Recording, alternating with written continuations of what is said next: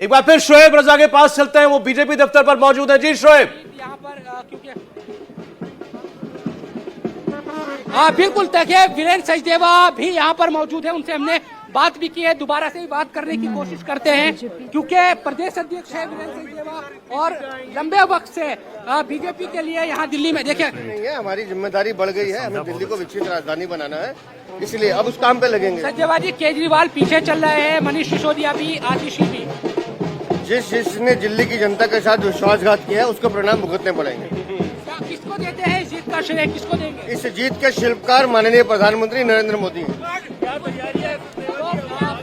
तरह से क्योंकि कार्यकर्ताओं की बहुत ज्यादा भीड़ है और तमाम कार्यकर्ता इस जीत का जो जश्न है वो मनाने के लिए लगातार यहाँ पर पहुँचने की कोशिश कर रहे हैं और पूरी तरीके से देखिए कि किस तरह से तमाम जो देखिए बड़ी खबर बता देते हैं शोएब, आप तो जश्न की तस्वीरें दिखाते रहिएगा, लेकिन बड़ी खबर ये है और ये खबर अच्छी नहीं है आम आदमी पार्टी के लिए। टॉप लीडरशिप आम आदमी पार्टी की वो पीछे चल रही है, नई दिल्ली से पीछे चल रहे हैं अरविंद केजरीवाल, जंगपुरा से पीछे चल रहे हैं मनीष सिसोदिया, आतिशी पीछे चल रही है लगातार कालकाजी सीट से, तो वहीं ग्रेटर कैलाश से सौरभ भारद्वाज भी पीछे चल रहे हैं, सत्येंद्र जैन के भी पीछे चलने की खबर है। तो पूरी की पूरी जो टॉप लीडरशिप है आम आदमी पार्टी की वो फिलहाल पीछे है। ये सबसे बुरा दौर आम आदमी पार्टी का, न सिर्फ पार्टी 22 सीटों पर आकर सिमटती हुई नजर आ रही है, 40 सीटों का नुकसान आम आदमी पार्टी को होता हुआ नजर आ रहा है। तो बड़े बड़े चेहरे भी इस बार कैसे मुश्किल में पड़े हुए हैं। अरविंद केजरीवाल 2000 वोटों से पीछे हो चुके हैं, 10वें राउंड की काउंटिंग हो रही है।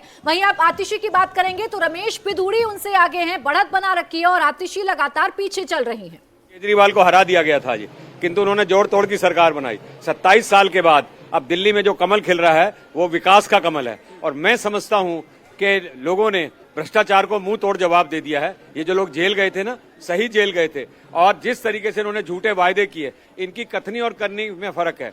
जो कहते थे कि हम बंगला नहीं लेंगे, सिक्योरिटी नहीं लेंगे, गाड़ी नहीं लेंगे, तो लोगों ने देख लिया कि इनको सारी सुविधाएं चाहिए जी।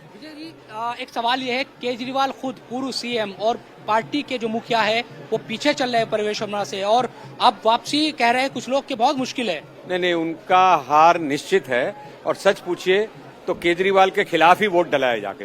आम आदमी पार्टी से भी ज्यादा अरविंद केजरीवाल ने जिस तरह का व्यवहार किया और जिस तरीके से दिल्ली को स्लम बना दिया और जिस तरीके से यमुना साफ नहीं की, पानी साफ नहीं किया और टूटी सड़कें दिल्ली में लोगों ने देखी, उनसे उन्होंने तय कर लिया था कि इनके रहते हुए दिल्ली में किसी प्रकार का कोई विकास नहीं हो पाएगा। सिसोदिया और आतिशी का पीछे रहना, मनीष सिसोदिया, आतिशी, ये सब ऐसे फेस थे जिनको दिल्ली वाले पसंद नहीं करते थे क्योंकि ये लगते थे सिर्फ ये प्रेस में नजर आ रहे हैं और वैसे ये दिल्ली के विकास के लिए कुछ काम नहीं कर रहे हैं। आखिरी सवाल, किसको देंगे ये श्रेय जो है इतने साल के बाद, तकरीबन 2.5 दशक के बाद? सारा श्रेय प्रधानमंत्री नरेंद्र मोदी को है, जिनकी नीतियां और जिनका काम लगातार बोल रहा है और इसीलिए उन्होंने कहा कि दिल्ली के विकास में मैं खुद ध्यान दूंगा जी। नाचते गाते कार्यकर्ता और तमाम जो लोग हैं, तमाम नेता अब पहुंचने का सिलसिला धीरे धीरे दिल्ली के बीजेपी दफ्तर पर शुरू हो गया है। लड्डू जो मिठाई है वो भी खाई जा रही है, बांटी जा रही है और देखिए किस तरह से तमाम जो कार्यकर्ता है वो सर अरविंद केजरीवाल और आतिशी की भी बस करिए वही तो बताओ। आ जाओ वो कैंडिडेट डिफीट करते हुए दिखाई दे रहे पीछे चल रहे हैं, अरविंद केजरीवाल पीछे चल रहे हैं, सीएम पीछे चल रही हैं। तो बताइए आपको जब विचार करेंगे चलो भैया एक मिनट थोड़ा तो काउंटिंग सेंटर से बाहर निकलते हुए नजर आ रहे हैं मनीष सिसोदिया। काउंटिंग सेंटर छोड़कर निकल चुके हैं। पिछली बार भी बस बच के ही निकले थे, पिछले चुनाव में भी 3000 का अंतर था उस सीट पर, लहर वाले चुनाव में सीट छोड़नी पड़ी थी। नेगी जी ने उनको फंसा के रख दिया था, अब की बार सीट बदलने पर मजबूर किया, लेकिन अब की बार मनीष सिसोदिया काउंटिंग सेंटर से बाहर निकलते हुए नजर आ रहे हैं। यानी तस्वीर साफ हो गई है, कैमरे के सामने कुछ नहीं बोले और उन विश्लेषकों को गौर करना चाहिए जो कहते थे कि ये लहर का चुनाव नहीं है। ये हार जीत चुनाव में होती है, लेकिन ये बहुत बड़ा स्टेटमेंट है कि आम आदमी पार्टी की सारी टॉप लीडरशिप चुनाव हारने की कगार पर है इस वक्त। ये बताता है कि क्या मुद्दा बन गया था। ये बताता था कि ओवरऑल बदलाव दिल्ली की जनता चाहती थी। ये बताता था कि अरविंद केजरीवाल, उनकी पार्टी और उनकी टीम पर ये सीधा सीधा जनमत संग्रह है, रेफरेंडम है। और अरविंद केजरीवाल ही सेंट्रल फिगर थे। मैंने बार बार इस चुनाव के दौरान बताया, या तो इस चुनाव के अंदर मिल्कीपुर से भी आ रही है। मिल्कीपुर में भी बीजेपी जीत की तरफ बढ़ रही है, भारी जीत। मिल्कीपुर चुनाव, अयोध्या की हार के बाद अगर कुछ मरहम बीजेपी के लिए हो सकती थी तो वो मिल्कीपुर चुनाव है, और वहां भी जबरदस्त बढ़त। 52,000 वोटों से आगे मिल्कीपुर में भाजपा इस वक्त चल रही है। 52,000 वोट से उपचुनाव में लीड कर रही है भारतीय जनता पार्टी। तो अब तय है बीजेपी मिल्कीपुर भी जीत रही है। इसके साथ ही जो पूरा स्कोर रहेगा यूपी के 10 सीटों के उपचुनाव का, वो 8-2 हो गया। 8 बीजेपी, लेकिन 8-2 में ये एक सीट 8 पर भारी पड़ सकती थी, क्योंकि वही अवधेश प्रसाद जो कह रहे थे भले ही मैं ना हूं, ये सीट हम हर हाल में जीतेंगे, वो नजर आए। एक बार फिर हुसैन के पास चलते हैं। हुसैन लगातार आपको तस्वीरें दिखा रहे हैं बीजेपी दफ्तर के बाहर से। जी हुसैन। सौरभ, एक बार फिर से सवाल दोहराएं। कोई सवाल नहीं है मेरा, आप मुझे बस तस्वीरें हैं और जो धमाके हो रहे हैं, ये बड़ी बात है।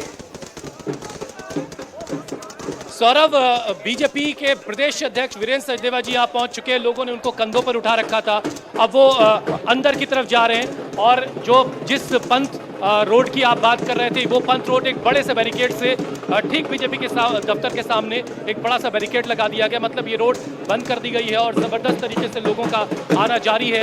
बीजेपी के जो प्रदेश अध्यक्ष हैं वो अंदर आ चुके हैं और अंदर की जानिब वो जा रहे हैं। लगातार नेताओं के आने का सिलसिला भी जारी है। और अब ये जो सड़क है पंथ रोड, इसको एक तरीके से दोनों तरफ से ब्लॉक कर दिया गया ताकि इस पर अब आम ट्रैफिक इस पर ना आए। और आप समझ सकते हैं तैयारी किस बात की हो रही है। एक बड़ा सा बैरिकेड बीच में लगा दिया गया है और तमाम तरफ से लोगों का आना जारी है। जो बीजेपी के कार्यकर्ता हैं, सपोर्टर हैं, चाहने वाले हैं, वो तमाम लोग इस वक्त यहाँ पहुंच रहे हैं। एक बड़ा सा लड्डू सौरभ अभी मैंने देखा जो एक बड़ी सी थाली पर था और उस पर मोदी जी लिखा हुआ था। मतलब ये कि मुंह मीठा कराने की भी तैयारी मुकम्मल हो चुकी है। यानी जो रुझान इस वक्त है कमोबेश वही नतीजों में तब्दील होते हैं। तो बीजेपी के लिए एक बहुत बड़ी खबर होगी और एक बहुत बड़ी जीत बीजेपी यहाँ पर हासिल करने जा रही है। उसकी नजीर यहाँ पर हम देख रहे हैं, जबरदस्त जश्न यहाँ पर मनाया जा रहा है। सौरभ, तो ये मार्जिन इतने राउंड के बाद अब बहुत मुश्किल होगा उनके लिए रिकवरी। और सौरभ भारद्वाज 1003, सोमनाथ भारती 5,656 वोट से पीछे, उनके लिए मुसीबत। सत्येंद्र जैन तो हार ही चुके हैं, 8,863 वोट से पीछे हैं। तो ये तो मनीष सिसोदिया का जरूर अभी क्लोज रहेगा, या दुर्गेश पाठक का भी क्लोज है, 740 वोट से पीछे हैं। अवध ओझा भी हार चुके हैं, 18,699 से पीछे हैं। तो फिर तो रिकवरी का कोई दूर दूर तक कोई संकेत नहीं। तो जो इनके बड़े नेताओं वाली सीटें हैं, सारे बड़े नेता मुश्किल में, लगभग सब मुश्किल। अभी देखिए वीरेंद्र सचदेवा की बात कर रहे थे यहाँ पर हुसैन, और बता रहे थे कि उन्हें कंधों पर उठा रखा है। वीरेंद्र सचदेवा की अगर बात यहाँ पर देवेंद्र करें तो जितना कॉन्फिडेंस में वो नजर आ रहे थे और जो काम उन्होंने संगठन में किए थे, जो बदलाव किए, जो मैन टू मैन मार्किंग की, जो त्रिदेव बनाए, उसका कहीं ना कहीं नतीजा है कि संगठन के दम पर बीजेपी आज जश्न मना पा रही है। एक चीज बस इसमें ऐड कर दूं प्राची, आपके सवाल में थोड़ा सा अनफेयर क्रिटिसिज्म भी रहा है बीजेपी की दिल्ली यूनिट को लेकर के। लोगों ने क्या क्या नहीं कहा, लेकिन वो पहले अनफेयर नहीं था सौरभ, वो वाकई फेयर था। और इनका वीरेंद्र सचदेवा के आने के बाद उन्होंने जिस तरीके से हैंडल किया वो कमाल का था। तरीके से हैंडल का मतलब ये कि दिल्ली में बीजेपी के इतने अलग अलग धड़े थे, वहाँ सांसदों में पब्लिकली एक दूसरे को लेकर ह्यूमिलिएशन वाला काम चलता था। वहाँ पे इतने सारे लोगों को अगर आप संभाल कर रख रहे हो तो आप समझो कि कितने सारे ईगो को सेटिस्फाई कर रहे हो। वीरेंद्र सचदेवा ने अपने ईगो को किनारे रखा, पार्टी के हित को ऊपर रखा। मैंने कई बार देखा, मेरे सामने की भी बात है कि नेता आते हैं उनके सामने बहुत एग्रेसिवली बात कर जाते हैं, जो कि प्रदेश अध्यक्ष के सामने नहीं होना चाहिए। बावजूद इसके उन्होंने बहुत ठंडे तरीके से उन चीज़ों को हैंडल किया। और लगातार वो ऐसे नेता हैं जिन्होंने बीजेपी की समस्या को समझा। जैसे जब म्यूनिसिपल कॉर्पोरेशन का सौरभ चुनाव हुआ था, उस समय ये प्रदेश अध्यक्ष नहीं थे।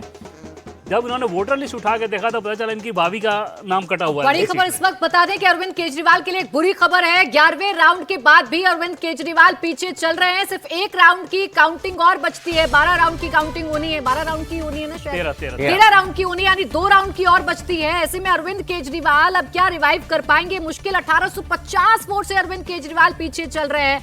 1850। अतुल भाटिया देते देंगे आपको इस खबर पर और डेटा। जी अतुल, 11वें राउंड के बाद भी केजरीवाल पीछे। बिल्कुल सौरभ, सिर्फ 2 राउंड बचे हैं। 1850 वोट से जो है वो पीछे चल रहे हैं। परवेश वर्मा जो है वो लीड कर रहे हैं 1850 वोट से। और सौरभ, जैसा कि हम पहले भी बता रहे थे कि जो नई दिल्ली सीट है उस पे मार्जिन 2, 2.5, 3 हजार वोट का ही रहेगा। और ऐसा ही देखने को मिल रहा है। सिर्फ 2-3 राउंड में हमने देखा था कि परवेश वर्मा जो है वो केजरीवाल से पीछे चल रहे थे, लेकिन अब क्योंकि 11वां राउंड पूरा हो चुका है और 11वें राउंड के बाद जो बीजेपी, जो परवेश वर्मा है, उनकी 1850 वोट की लीड अब मिल चुकी है। यानी कि अब सिर्फ 2 और राउंड बचे हैं और अगर इन 2 राउंड में भी ये लीड बचा के रखते हैं परवेश वर्मा, तो निश्चित रूप से आम आदमी पार्टी जो कि पहले ही चुनाव हार चुकी है दिल्ली के अंदर, तो उनके जो सर्वे सर्वा है जो अरविंद केजरीवाल, अगर वो भी चुनाव हारते हैं तो इसका अंदाजा आप लगा सकते हैं सौरभ कि किस तरीके से बड़ी हार दिल्ली के अंदर आम आदमी पार्टी की होगी। तो अब 11वें राउंड के बाद आप 1850 वोट से जो है वो परवेश वर्मा आगे चल रहे हैं, जबकि पीछे जो है 2 राउंड और रहते हैं यहाँ पर अतुल। उसमें भी देखना दिलचस्प है कि अरविंद केजरीवाल के साथ क्या होता है। अरविंद केजरीवाल क्या पार्टी की हार के साथ साथ अपनी भी सीट नहीं बचा पाते हैं, लेकिन भारतीय जनता पार्टी जो जीत का जश्न मना रही है, और वो एक चेहरा जो सेंटर में रहा, जिसने संगठन को बांध के रखा, वीरेंद्र सचदेवा, वो कैसे जश्न मना रहे हैं अपने कार्यकर्ताओं के बीच में पहुंचकर।